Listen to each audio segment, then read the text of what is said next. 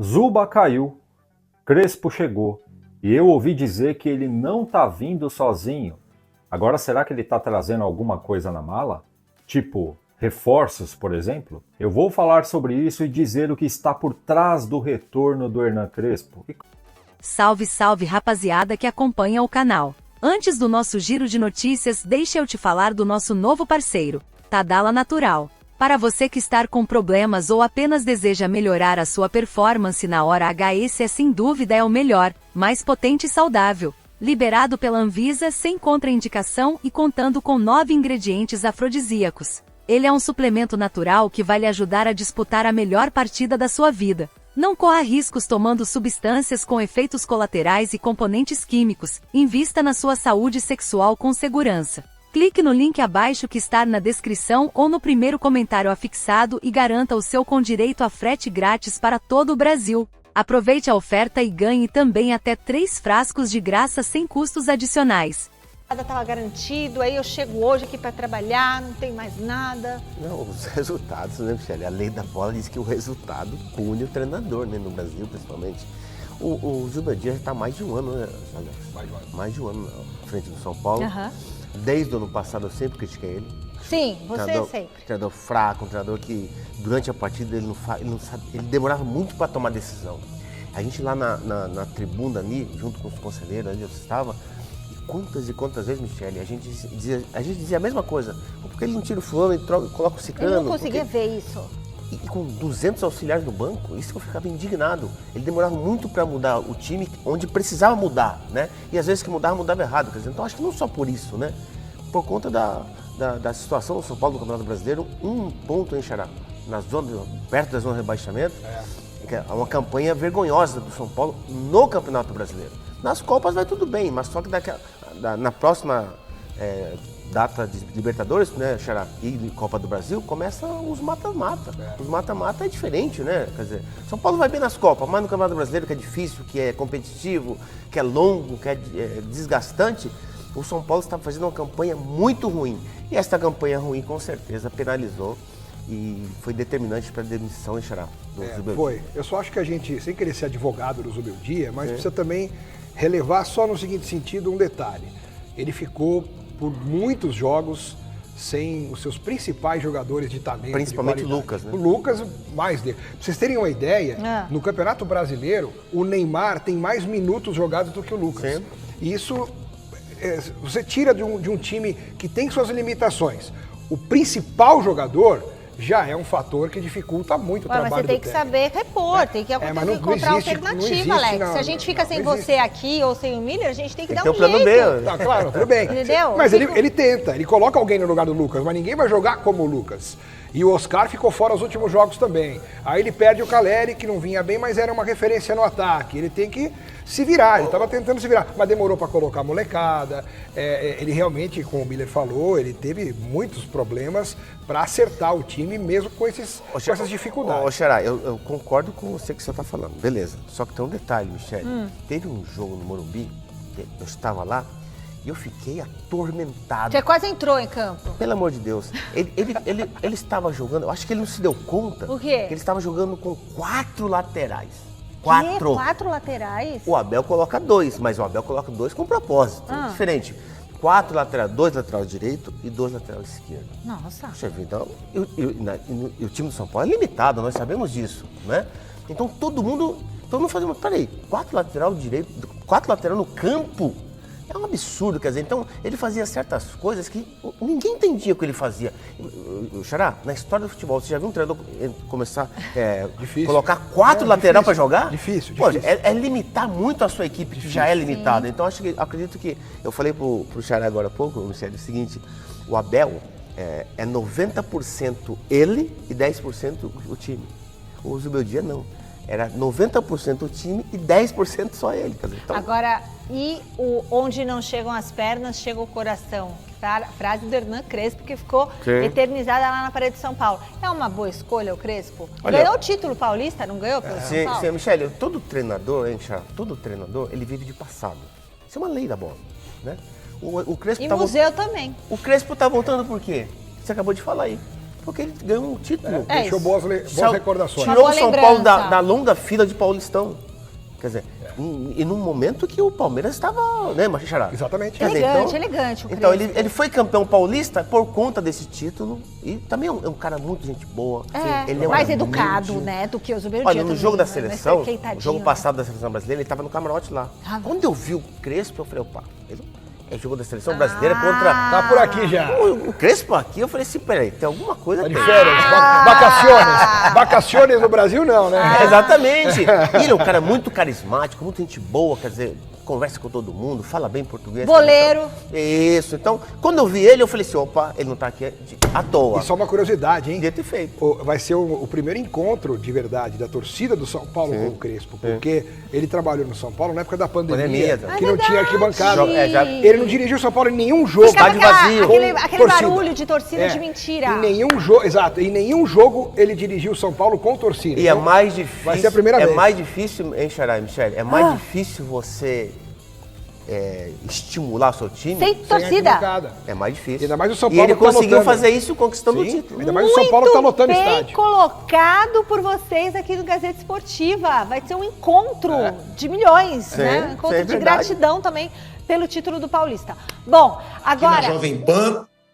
E, Gabrielzinho, o que fez, né, o Zubeldia entregar o cargo, na sua opinião? Foi pressão?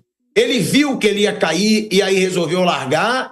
Ou não? Ele mesmo estava insatisfeito com o rendimento do São Paulo nessa temporada? Espelhado, muito boa tarde para você e para a audiência aqui da Jovem Pan. De fato, isso parte do próprio Zubeldia. Partiu, então, dele próprio essa saída por parte do São Paulo. E a gente até comentava durante essa semana que, assim, por parte da diretoria, ele seria mantido no cargo. Ele teria liberdade para trabalhar e, claro, seria o técnico após a volta do, Mundial de Clubes. Mas ele pede para sair muito em cima da pressão e muito em cima da carta da principal torcida organizada do clube pedindo a sua saída. Ele tá até de férias, ele tá em Porto Rico, mas o pós-jogo contra o Vasco, ele tava bastante baqueado. Isso a gente já pôde perceber na entrevista coletiva. Então, já no pós-jogo, ele deixou o seu cargo à disposição para a direção do São Paulo tomar a melhor decisão. E aí havia um entendimento interno que ele estava de cabeça quente, que ele estava bravo com o jogo e tudo mais, e que pós a volta das férias, eles conversariam e ele seria então o técnico no jogo contra o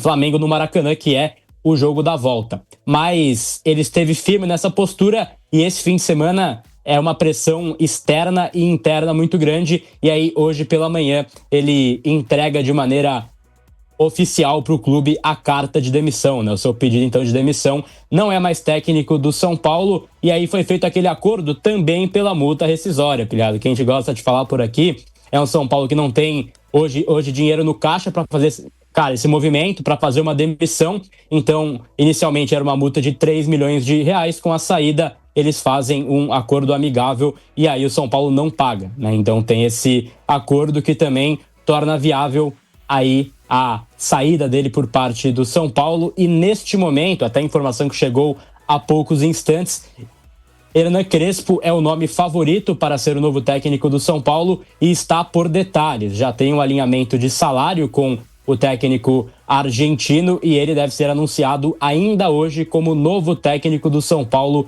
Hernan Crespo. Nesse momento está rolando uma reunião na Barra Funda para decidir os últimos ajustes. O São Paulo ainda deve dinheiro para ele pela saída de 2021 e vai parcelar essa dívida que tem com o Crespo nas luvas aí desse novo contrato. Então, está por detalhes de ser o novo técnico do São Paulo, pilhado.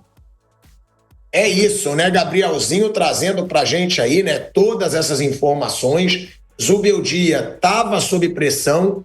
E aí eu te pergunto, Bruno Prado, quero saber do Vamp também. Eu não acho que o São Paulo, eu não acho o Crespo muito melhor que o Zubeldia, não. Eu falava isso do Dorival Júnior, quando o Corinthians resolveu trocar o Ramon Dias pelo Dorival Júnior. Eu achei que ia trocar 6 por meia dúzia ou que ia até piorar. E, por enquanto, não estou errado. Piorou para mim o futebol do Corinthians. Não acho o Crespo mais treinador que o Zubeldia. Acho o mesmo nível, se não tiver abaixo, na minha opinião. Agora, talvez se eu fosse a diretoria do São Paulo, eu esperaria um pouco para ver o destino do Vojvoda no Fortaleza, tá? Aí sim eu acho que poderia ser um cara para mudar o estilo de jogo, para tornar esse time do São Paulo com futebol mais atrativo. Minha opinião, porque pelo que eu tô vendo, tá um drama lá a situação do Vojvoda no Fortaleza. Não tá decidido ainda se ele vai sair ou se ele fica. Grande possibilidade de sair. Eu preferiria esperar para ver se o Vojvoda sai do Fortaleza do que o Crespo, Bruno Prado.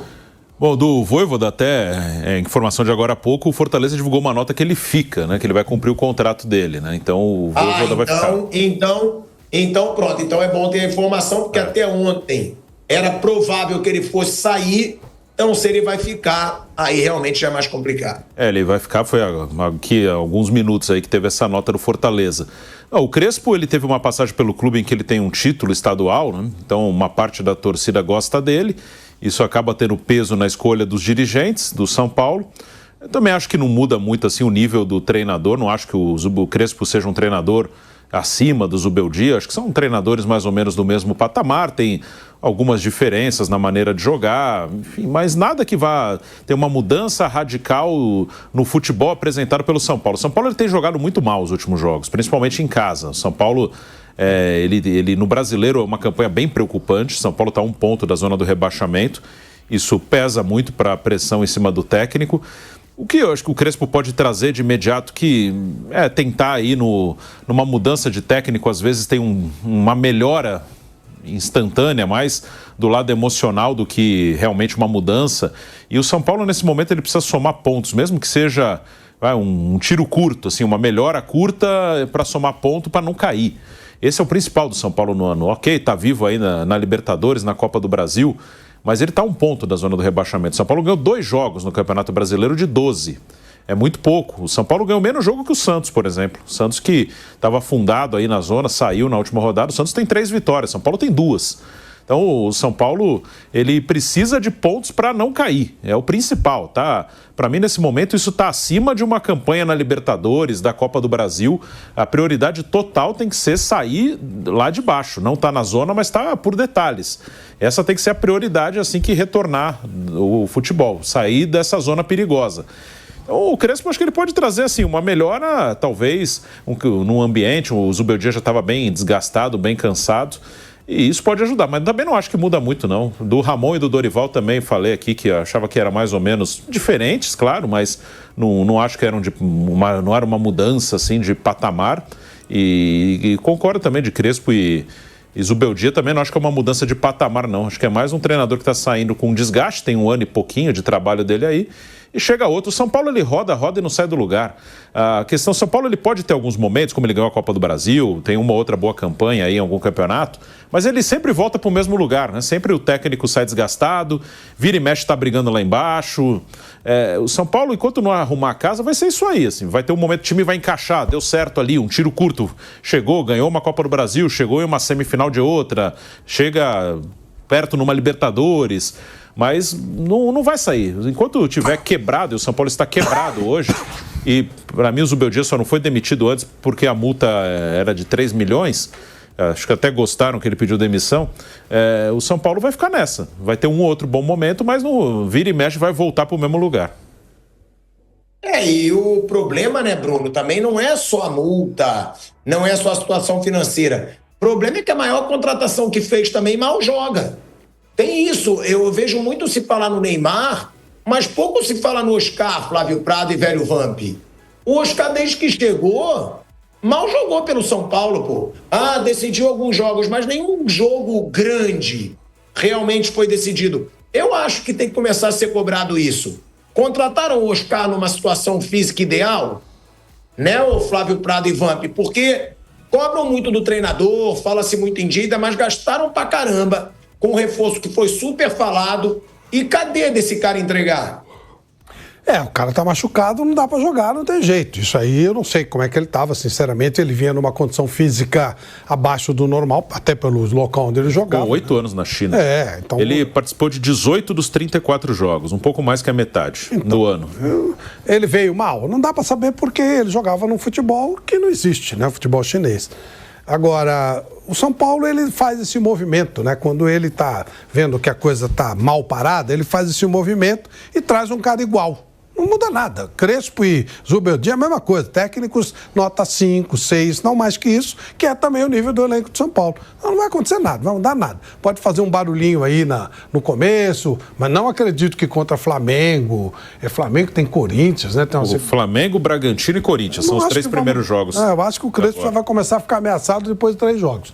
Realmente não sei se tem muita capacidade para ganhar, não. Por time mesmo, falta time. É um movimento que me pareceu natural. Quando a torcida começa a encher o saco, é porque já recebeu ordem da diretoria para fazer isso, e aí o São Paulo economiza a multa do Zubeldia. E vamos ver se paga a do Crespo, né? São Paulo... 2021, né?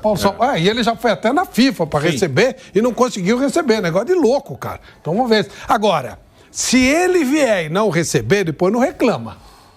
Desde 2021. Que diz assim, se o cara te engana uma vez, a culpa é dele. Se ele te engana 2 vezes, a culpa é tua. Tá certo? Então, se o São Paulo não pagar o Crespo, não tem nada que reclamar. Já não recebeu uma vez, topou fazer de novo, aí é problema dele. Tem uma curiosidade dele que o Al Ain dos Emirados Árabes vai jogar o Mundial, ainda não estreou. Quem classificou foi o Crespo, ele foi campeão asiático lá, no ano passado. Aí ele caiu, foi substituído pelo Leonardo Jardim, que está no Cruzeiro, e agora já tem outro técnico lá. Agora, o Bruno falou também, né, que o Oscar jogou 18 dos 34 jogos. Só que é bom, foi o próprio Bruninho que me passou, que eu perguntei pra ele, desses 18, 12 foram no Campeonato Paulista. 12. O São Paulo não contratou o Oscar para jogar Campeonato Paulista. O São Paulo contratou o Oscar para Libertadores, para Brasileiro, para Copa do Brasil. Pô, e aí me desculpe, aí nos jogos que mais interessam, aí tá lesionado, aí não sei se chegou na melhor forma, porque tem muito isso, traz jogador a peso de ouro e daqui a pouco o cara não consegue fisicamente entregar. E eu acho que isso também tem que ser cobrado pela torcida. Será que foi contratado certo? Será que mereceu todo aquele investimento que foi feito pelo São Paulo? Porque na hora que chega, se faz uma festa toda. Contratamos o Oscar. Mas e aí? Eu vou perguntar isso pro Gabriel Sá também, vou perguntar pro velho Vamp. Gabrielzinho, e essa situação do Oscar, hein? Porque ele foi contratado a peso de ouro, mas também jogou 12 jogos no Paulista e 8 agora Brasileiro e Libertadores. Muito menos do que se esperava quando contratou o Oscar, Gabriel. Esse é um ponto de crítica para o técnico, né, Pilhado? Porque ele forçou bastante no Campeonato Paulista e a volta do Oscar é algo precipitado na Copa Libertadores na estreia contra o Tajeres. Ele não estava 100% fisicamente, mas o Zubeldia solicitou para que ele jogasse. Ele obviamente topou, né? Estava querendo voltar aí para esse jogo importante, mas ele foi, forçado fisicamente e aí, infelizmente, teve uma nova lesão e segue de fora. Essas ausências são pontuadas, mas não é bem verdade, não, que o São Paulo teve aí o seu time completo e não rendeu, né? Porque o São Paulo teve já contra a Ponte, né, do Campeonato Paulista e contra a Inter de Limeira e Velo Clube, todo o seu quarteto. Lucas, Oscar, Luciano, Caleri, e também não conseguiu vencer essas partidas. Então, esse ponto de crítica já era considerado, e aí não à toa o Zubeldia, ele mesmo entendeu, né? Então, quando você fala, desse ponto de crítica, desse encerramento do trabalho, ele mesmo entendeu que ele não conseguiria extrapolar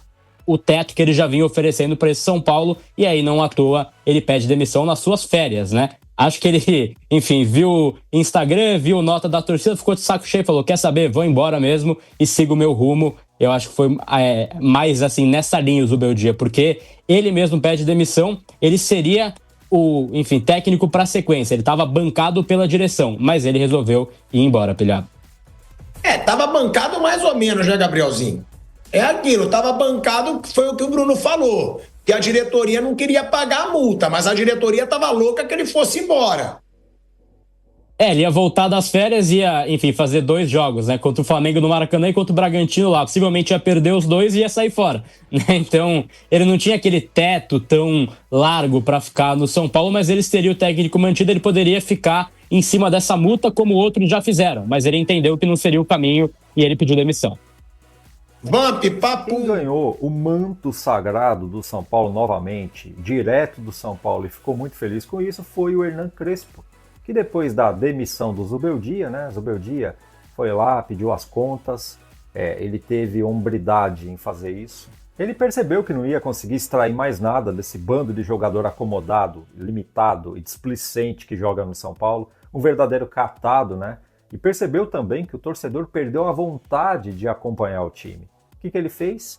Sabendo que a diretoria tem uma limitação financeira, não ia conseguir mandá-lo embora e pagar a multa, né?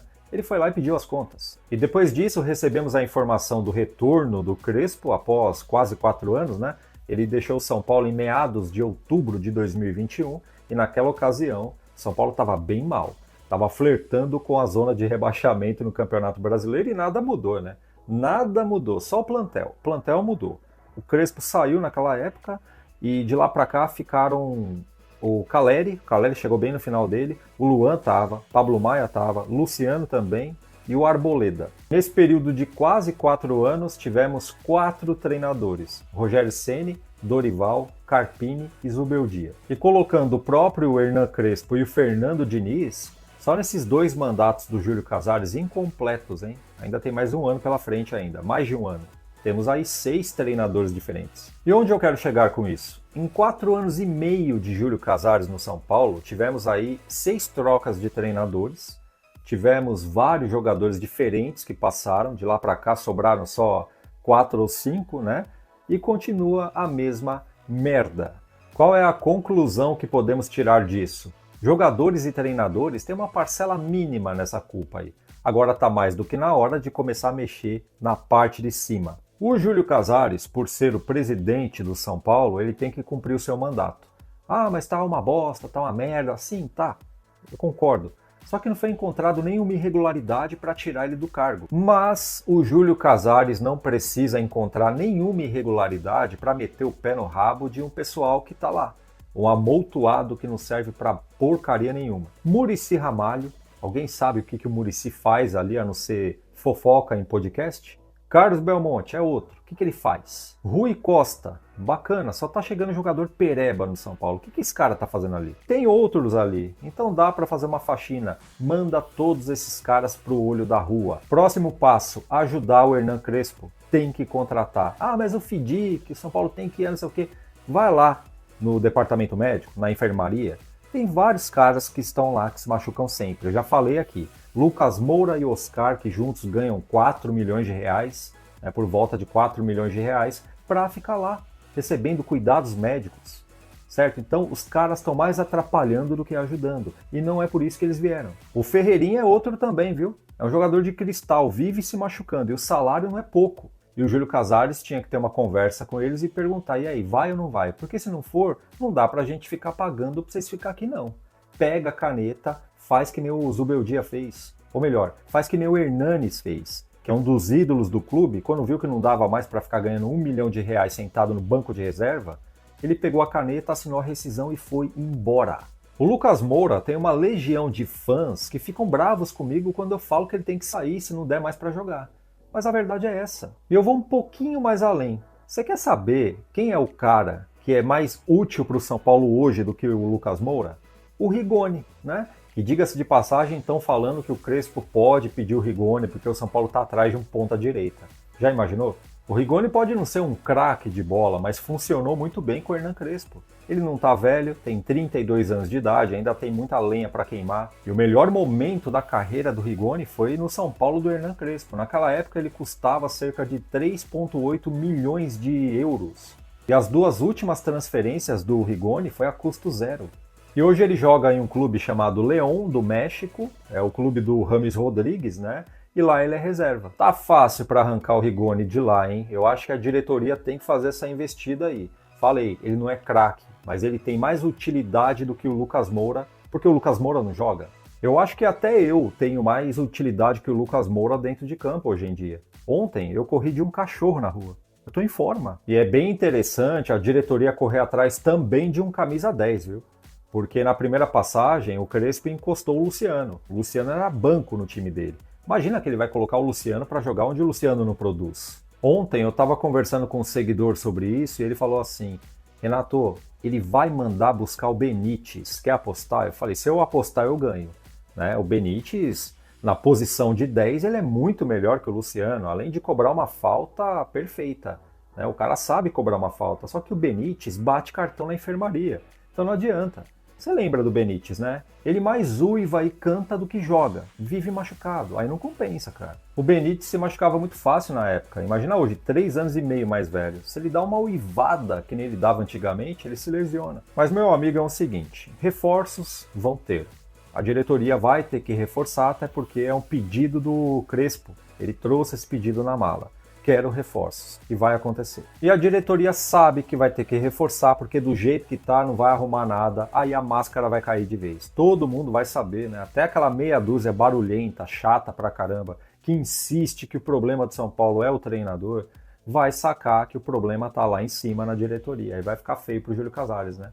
Apesar que ele já trouxe o Hernan Crespo para meio que esfregar na nossa cara, que foi um pedido nosso.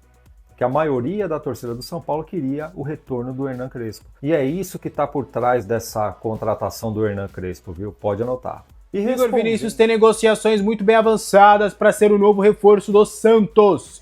Santos e São Paulo devem conversar nos próximos dias para a liberação do atleta. Entre o atleta e o Santos, as negociações já estão bem avançadas, com as bases salariais muito bem acertadas. Existe um otimismo de todas as partes do São Paulo aceitar a liberação do Igor Vinícius ao Santos. O São Paulo ficaria com um percentual de venda futura do Igor Vinícius.